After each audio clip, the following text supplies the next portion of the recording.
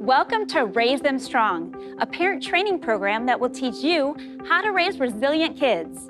Our expert today is Dr. Brooks Gibbs, who is internationally recognized resilience educator with a PhD in social psychology. In this session, you will discover 3 important questions to ask your child when they complain about their feelings being hurt. Let's watch this training now.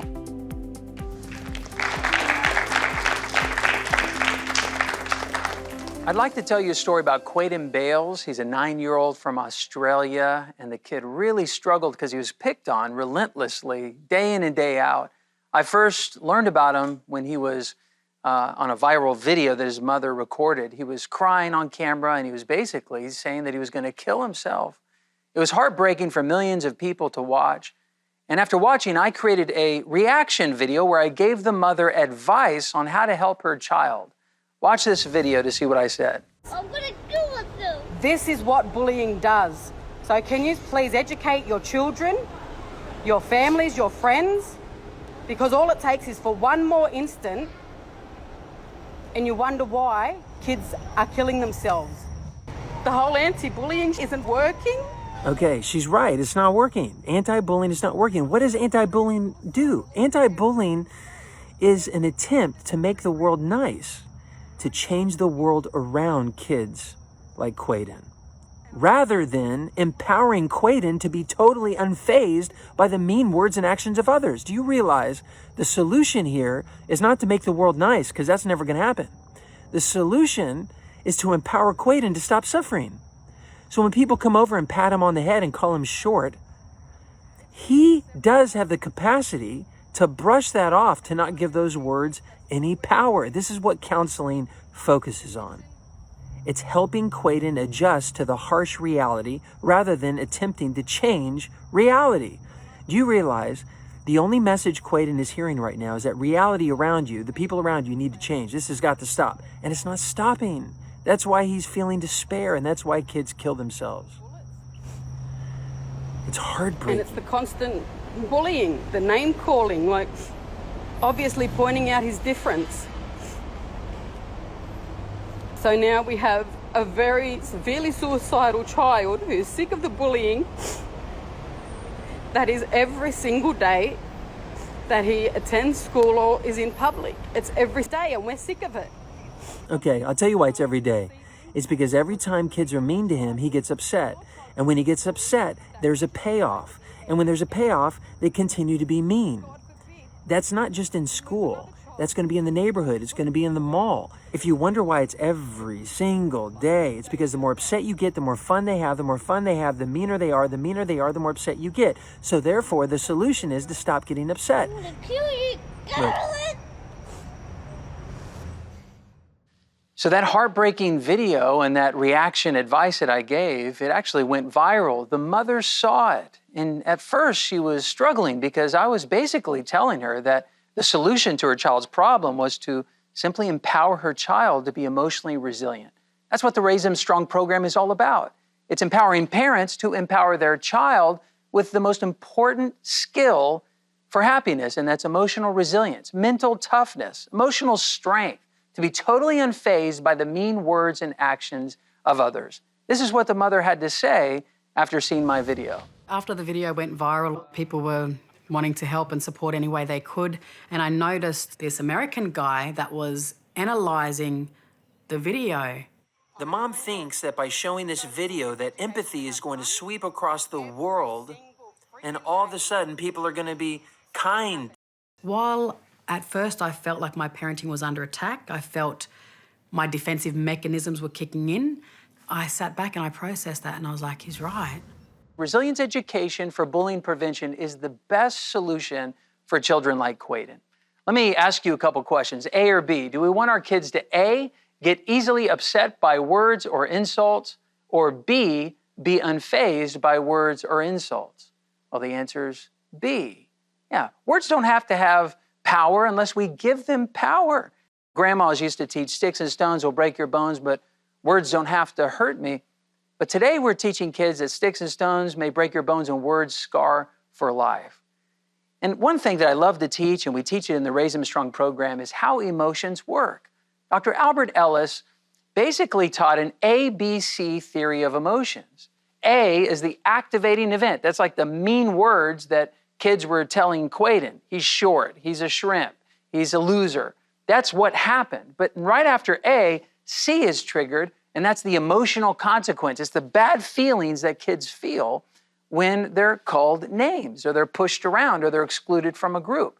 And A and C happen so fast, AC, that we wrongly conclude that they hurt my feelings. They made me angry. They upset me. But what Dr. Albert Ellis so wisely pointed out is that in between A and C is the B, which stands for your belief system. It's actually what you believe about what happened to you that creates the emotional disturbance. You know, a lot of kids don't know this. Parents fail to teach their children just how much power they have in their belief system. It is the belief system that will determine whether or not an emotional consequence happens. Solomon wisely said, above all else, the most important thing is to guard your heart, for out of your heart flows the issues of life. How do we guard our heart? But through our belief system. Now, there are two types of belief system, either rigid and demanding, like you must not say that, you better not say that, you ought not say that. And if you're rigid and demanding in your belief system, you'll have a negative emotional consequence. But what we try to teach at Raise Them Strong is to have a flexible belief system, more indifferent, whatevs, it's all good, ain't no thing. That way, when someone's mean, you don't really care, and therefore you guard your heart from an emotional consequence. Here's another question, A or B. Do we want our kids to explode in anger if they experience a push or a shove that does not cause pain? Or B, ignore a push or a shove that does not cause pain? The answer is B. Maybe you're seeing a pattern here. And by the way, kids are very physical. They often wrestle, and sports could be considered organized aggression if you think about it. If we raise our emotional resilience of the child, their physical resilience also increases. A or B, do we want our kids to demand that everyone likes them and includes them in every social gathering? Or B, be content with a few friends that accept them and not seek the approval of everyone? Social exclusion breaks the heart of so many kids throughout North America. I mean, if you think about it, kids even kill themselves because they weren't invited to a very important party or excluded from a text thread. But exclusion has sociological value to preserve values and resources. Scripture always says that bad company corrupts good morals. It's critical to be able to choose your friends wisely and not be so uptight if someone doesn't invite you to a party. A or B, do we want our kids to A, demand that no one makes fun of their flaws, or B, understand that they are not perfect and learn to take and make a joke about their flaws? And this is speaking of humor. All humor targets a flaw and then exaggerates it for a punchline. And the more exaggerated it is, the better the payoff of the punchline. Now, kids have flaws, they're not perfect, and when other children see it, they'll often joke around. But an emotionally healthy child learns to take and even make a joke about themselves. Quaden struggled with this. When they saw his short stature and they would make a joke about it, he didn't laugh it off. He was heartbroken, and he thought they had no right to make fun of him in that way. And I knew that's what I needed to help him change. A or B, do we want our kids to expect others to solve their social problems for them? Or B, learn to solve their social problems on their own? Obviously, the answer is B. We don't want learned helplessness in our kids. We want to empower them to live an awesome life without the need for authorities to come in and solve their social problems for them. That's what the Raise Them Strong program does. It's the ultimate form of empowerment. It teaches them why they're having a problem and how to solve their own problem. Final question, how is resilience developed? Is it developed by A, by being protected from adversity, or B, by going through adversity? Well, the answer is B. It's all about B. We have to go through adversity to endure hardship like a good soldier. And when you teach kids these skills, it is incredibly empowering for them. I remember my son, when he was 9 years old, I was taking him to camp. And he said, Dad, I'm so excited about camp. I said, why are you so excited about camp? He says, I hope someone bullies me this week. I said, why would you say that? He says, I want to practice my skills. What a completely different mindset. Like a boxer needs a good sparring partner in the ring to get better, sometimes kids need mean people in their life, enemies, to discover where they're weak and to practice their skills. I was so proud of my son, and I helped equip him to deal with difficult people. The Raise Them Strong program is designed to take a child who's as weak as water, I mean, really hypersensitive and vulnerable, and through a very strategic process, build up their emotional resilience in very key areas. Maybe they're struggling with perfectionism. Maybe they're struggling with approval addiction. Maybe they have an irrational fairness construct and always getting upset at others for being unfair.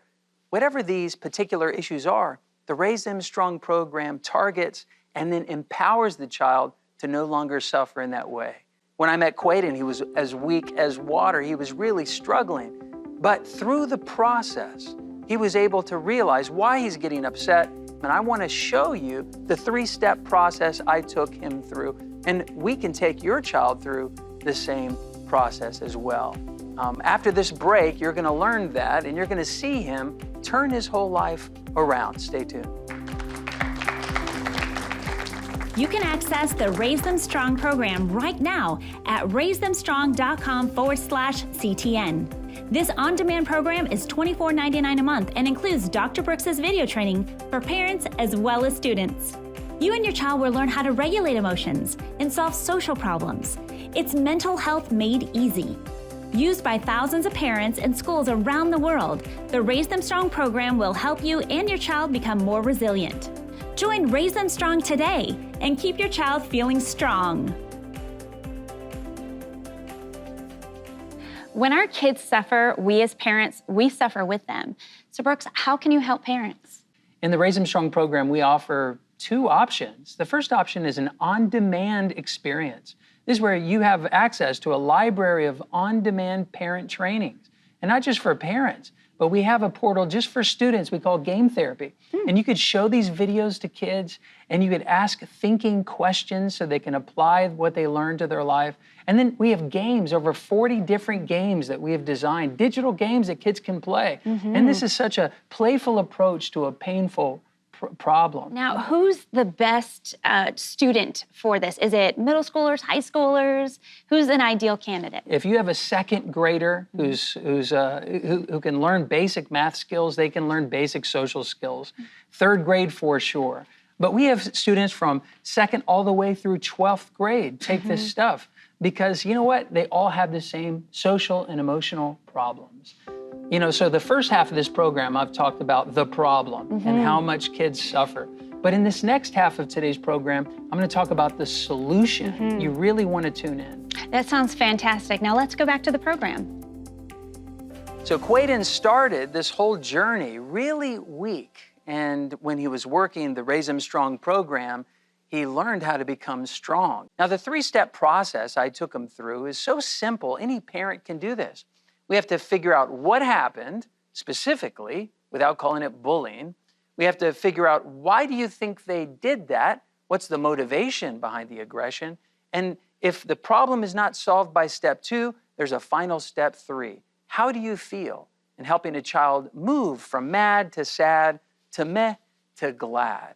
I'll explain that and break that down. First, let's talk about what happened. The 4 categories of aggression are: did they say something to you? Did they do something to you? Did they say something about you? Or did they do something without you? This is the only possible categories of aggression. And many young people struggle with the direct aggressions. That's the top 2. They said something to me or they did something to me. Now, when you get older, around middle school, a lot of times kids struggle with the indirect aggressions. They said something about me, like gossip and rumors or online trolling, or they did something without me, exclusion, avoiding, or ignoring. So some kids are resilient in one of these areas, but not all kids are resilient in all these areas. So step 1 in the Raise Them Strong program is to identify specifically where the child is weak, because that's where we need to do our work. I don't know if you remember having your toddler run down the hallway. He trips and falls. And then he looks at your face to see how hurt he is. He's looking to you to tell him how bad the thing is. And if you get crazy, catastrophize, oh, my baby, then all of a sudden he's going to weep and wail. But if you say, oh, you're okay, and he gets back up and he's okay. Kids look to our faces. They look to our reactions to determine just how painful it is. So parents, you must lower the importance of the offense. Do you know what happens when you do that? When you lower the importance of the offense, their frustration tolerance or their ability to endure hard things rises. It's like a parallel system that creates what I call resilience margin. We want as much resilience margin as possible, but we have to look at the sad situation as not that big of a deal. Now, in the second stage of helping a child with a social problem, we have to figure out why the person did the mean behavior. What was the motivation behind the mean behavior? Now, there's three primary emotions. They're either trying to bother your child, they're trying to joke with your child, or that person's hurting. Something your child did really frustrated them, it seems, and they're retaliating against your child. Now, the motivations behind aggression are really, really powerful because you don't have to be confused by what happened. Simply find out why the child did it. Now, bothering is probably the easiest one to tackle because this is classic sibling rivalry. Usually in the home, you got someone who loves to bother and another who's easily bothered, and in there lies the toxicity. And the more upset this little child gets, the more fun the brother has. And we don't know how to deal with that dynamic. Well, the dumbest thing we could do is try to moralize with the child to stop being mean. That seems rational. That seems great. But what happens with people who love to bother, they're called provocateurs, it's a form of power. And I've discovered that people don't like to give up power once they have it. So a quick solution to this is teach the child to say, so, whatevs. Basically brush it off.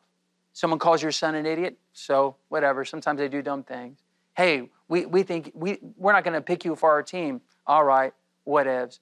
The key is to become indifferent and to not get so upset because that bother, that provocateur, loves to feed on the child's disturbance. Now, if the child is being joked with and he's the butt of the joke, he's the target of all humor, simply teach your child how to take and make a joke about themselves. You know, around our family, we have family roasts, and around the dinner table, I'll have my kids make fun of me, and then they'll make fun of mom, and then we'll ask the kids how they want us to make fun of them. And we practice taking a joke and making a joke about ourselves. Why? Because an emotionally healthy person learns to take and make a joke about themselves. And kids love to joke around with each other. But some children are unfortunately hypersensitive, like Quaden was. But the final thing is hurting. And we need to teach children to discern. If someone's mean to you because they're hurt by you, a simple and humble apology is the greatest possible solution. Are you mad at me? Find out. I'm sorry for that. Those are 10 words. Are you mad at me? I am sorry for that. Teaching your child to apologize when they discern that someone's hurt by something they did or said, that really dissolves the aggression and the problem is solved. See, these are all social skills. You know, we teach kids reading, writing, arithmetic, but we fail to teach them about the fourth and most important R, relationships. How do I deal with people, especially when they're being mean to me? So that's the 3-step process. What happened? Why do you think they did that? Which leads us to, well, how do you feel? In the Raise Them Strong program, I present this wonderful tool I call the demandometer, and it measures the level of demands you have towards the unwanted behavior. So if you're rigid and demanding that they must not do that, you'll be mad. If you're desiring, please, please, please don't do that, you'll be sad. If you're indifferent, whether or not they do that, you'll be meh, whatevs, it's all good.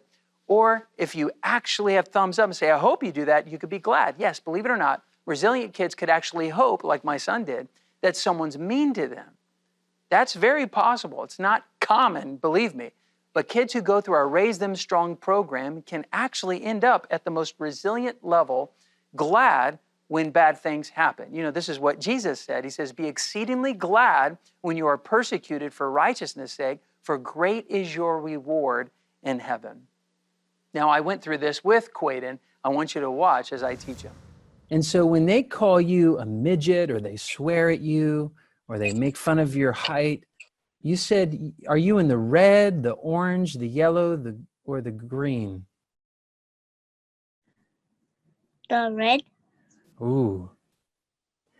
Well, can I tell you why you're that way? Do you see his fists, how clenched they are? Yeah. He's probably saying something like, you better not be rude. You better not be mean to me. You have no right to call me that name. You see how demanding he is? Yeah. And when we have demands, we get disturbed. We get angry. Now, if you didn't have those thoughts and you just had, let's say, like towards the yellow or orange, you said, please don't call me the M word. Please, please, please don't call me that M word. Then you would just be sad. You know what I'm saying? Yeah. Now, imagine if you had kind of like the guy, the third guy, where his hands are like, I don't care. You see that guy? What do you think he's saying? I don't care. You can just call me that name, whatever. That's right. And now he's not going to be mad. He's not going to be sad. He's just going to be kind of whatever. He's not going to be affected. What do you think the guy in the green is thinking? Happy? That's right. Have you ever heard anyone call themselves a name or make fun of themselves? I think so. Yeah. Now, do you know Brad Williams? Yeah. Now, I notice that he makes fun of his height quite a bit. Have you ever seen him make jokes about himself? Yeah. What would you do if you found out your child was a little bit different? He wasn't going to be like all the other kids. What would you do? How would you react if you knew for a fact your son was guaranteed to be bullied when he got to school? Hopefully, you do what my dad did. He bullied me first. But he did it in a very awesome way. He would make fun of me, and he would tell me, like, all right, hit me back. Hit me back with something. That's what you're gonna do. Some kid's gonna come up to you. He's gonna make fun of you. What are you gonna do? You gonna cry about it? No, not my son. So he molded me. He trained me. He prepared me like Yoda and Luke Skywalker. The sizes were reversed, but you get the idea. He's showing that when people call him names or they make fun of him or they point out his height, he has such a strong sense of humor. He can take a joke about himself and he could even make a joke about himself. But if he had this thought, if he thought, you better not make fun of me, you better not, he wouldn't be able to be laughing about himself. If he thought, please, please, please don't make fun of me, then he'd be crying all the time when people make fun of himself. But he has made a career out of not only letting people make jokes about him, but joking about himself. And that shows a sign of incredible emotional strength. Now, it's very difficult to take a kid from mad to glad. I mean, that's unrealistic. When they're really mad about something that it should not, ought not, better not happen, but it did happen, to get them to glad takes, well, a cognitive process, a thinking process.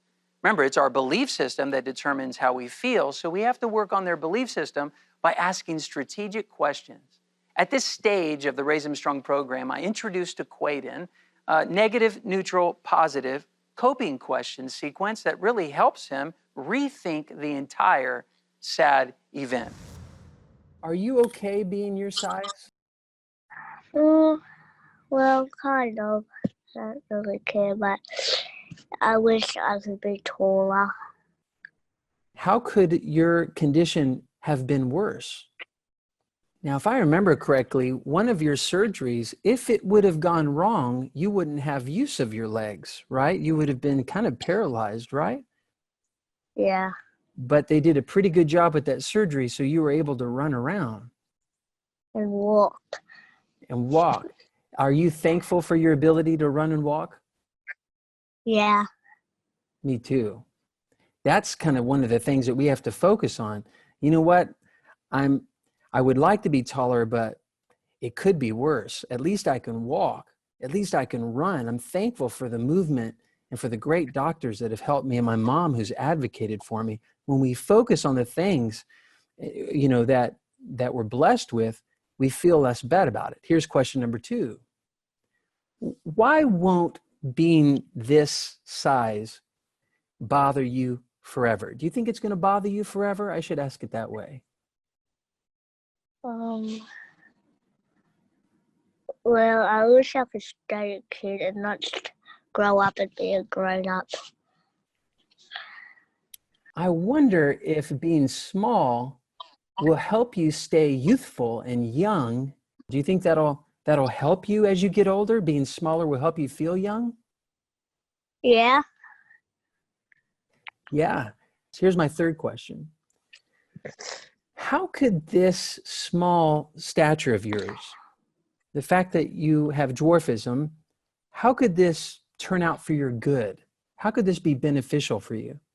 Well, the good thing is that I can still run around and play sports and dress myself, turn on the shower, and wash my body and do my hair.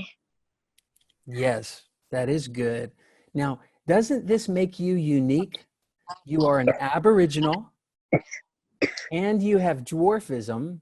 Doesn't that make you one of the most unique people on the entire planet? Doesn't that make you special? Yeah. It is our desire as parents to help our children see their value. They're fearfully and wonderfully made, that God made them in His image, that because of who they are, they don't have to be afraid of rejection from other people. They're accepted by their Creator. But you know, it takes a process to help a kid get there. The Raise Them Strong program has been created after 25 years of work. I'm a resilience educator with a PhD in social psychology. I've been hired by over 3,000 schools, spoke to over 2 million students. My online videos have been translated in 20 languages, amassed more than 300 million views. Why? Because what I teach, resilience education for bullying prevention, helps students turn their sad situation around. I want you to get your hands on the Raise Them Strong program. And when you do, you'll be able to empower your child to solve their social problems. Stay tuned to figure out how you can get your hands on the Raise Them Strong program.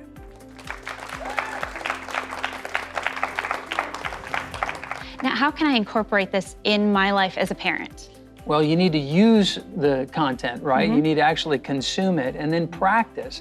Every single week when you go through the training, you're going to get challenged as a parent to ask your child certain questions that will help them really discover, why am I so angry? Why am I so rigid? Why am I so upset? You know, don't focus on what happened to your child. Don't focus on how they feel. Focus on what they believe, because it's the truth that really sets our belief systems free. And that belief system gets so rigid, they get bent out of shape and they crush under pressure. And so if your child's crying, it's time to work the program. You can access the Raise Them Strong program right now at raisethemstrong.com/CTN. This on-demand program is $24.99 a month and includes Dr. Brooks's video training for parents as well as students. You and your child will learn how to regulate emotions and solve social problems. It's mental health made easy. Used by thousands of parents and schools around the world, the Raise Them Strong program will help you and your child become more resilient. Join Raise Them Strong today and keep your child feeling strong.